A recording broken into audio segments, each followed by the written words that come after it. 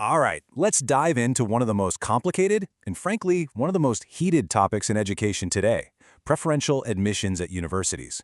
It's a policy that came from a really good place, a desire for fairness, but boy does it spark some serious debate about how it actually plays out in the real world. And that brings us to the central question, the one that's really at the heart of this whole thing.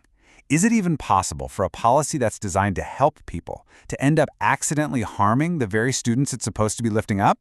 It's a tough question, but we've got to ask it.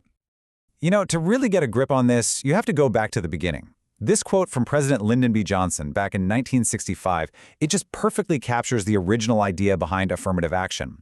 The point was never just to say, okay, everyone's equal now. No, it was about actively trying to fix the damage from generations of disadvantage, to create real equality of opportunity. It was about leveling the starting line, not just opening the gate to the race. But of course, it's not that simple. For decades now, a really controversial counter-argument has been bubbling up. It's called the mismatch theory, and it completely flips the script. It suggests that these well-meaning policies might actually be backfiring. Okay, so what is this mismatch hypothesis? Well, at its core, the idea is this. If you take a student and place them in a super competitive elite academic environment where on paper they're way behind their classmates, you might not be setting them up for success. You might be setting them up to struggle. Instead of helping them become a big fish in a small pond, you risk making them a small fish in a massive, fast-moving ocean. So the theory lays out this kind of domino effect. Step 1, a student gets into a top school where their test scores are maybe near the bottom of the pile for that class. Step 2, that can lead to a real academic struggle. When you're constantly fighting just to keep up, it can absolutely crush your confidence. And that's the key part of the theory. That feeling of demoralization, of self-doubt, can lead to much worse outcomes, like dropping out or failing a big career exam, than if that same student had gone to a great but maybe slightly less competitive school where they were ready to shine from day one. And look, this isn't just some abstract theory in a textbook. There's a real human cost here. This quote, it's from a study about medical students who dropped out, and it's just heartbreaking. It gives you a glimpse into the incredible psychological weight of feeling totally alone and in over your head. That same study found that social isolation was a factor in 20% of dropouts and psychological issues in a staggering 40%. This is the kind of intense pressure we're talking about. Okay, so the theory sounds pretty logical, right? It's compelling. But does it actually hold up when you look at the evidence? Is this mismatch effect a real, powerful force, or is it more complicated than that? Let's see what the data says.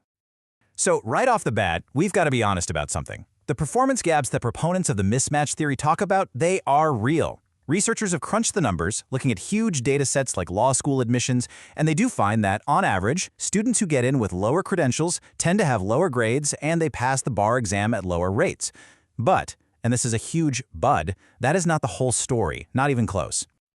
Take a look at this table with me. It's from a big study on law schools, and it tells a really fascinating, complicated story.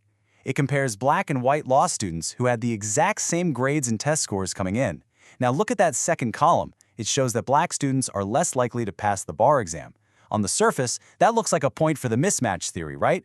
But then you look at the third column. This one's about getting a good job, like at a big, prestigious law firm. And here, the entire story flips on its head.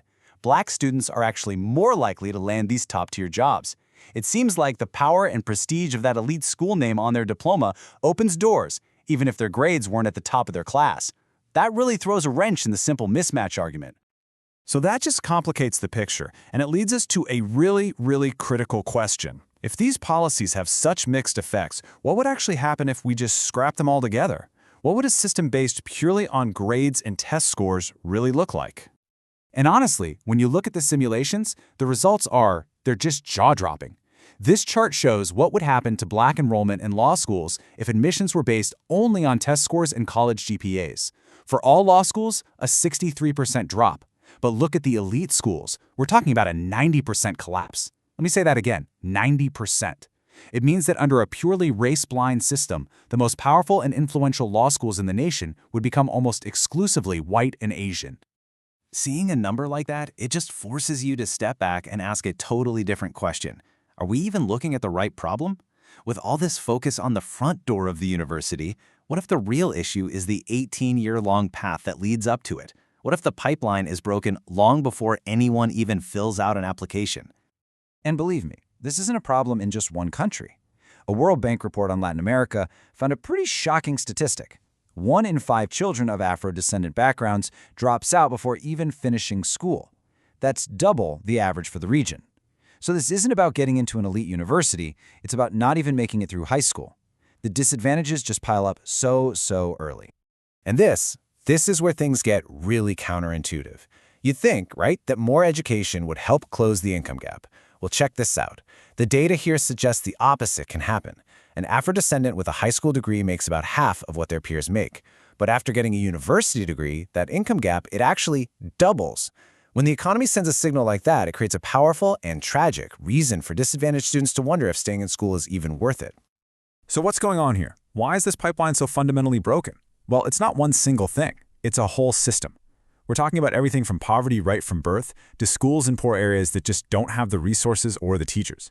But it's also about what goes on inside the classroom. Reports from the World Bank and OECD talk about textbooks that make minority students feel unseen, a lack of teacher training on cultural issues, and even just lower expectations from teachers that can turn into a self-fulfilling prophecy. So when you put all of this together, it really starts to feel like we might have been framing this whole debate the wrong way. We get so caught up in the fight over access, who gets a spot, when maybe, just maybe, the real goal should be something else entirely. And this really boils down to two completely different ways of thinking about the problem. On one side, you have the focus on access. The goal here is pretty simple. Get more disadvantaged students into elite schools using methods like preferential admissions. And that's where all the debate about fairness and mismatch comes from. But then there's this other idea, which is all about capacity. And this is a huge shift. The goal isn't just about getting kids in. It's about making sure students are prepared to succeed wherever they end up. The method isn't just to hand out an admission slot, almost like it's a form of welfare, to make up for the past. No, the goal is to fix that broken pipeline from the very beginning.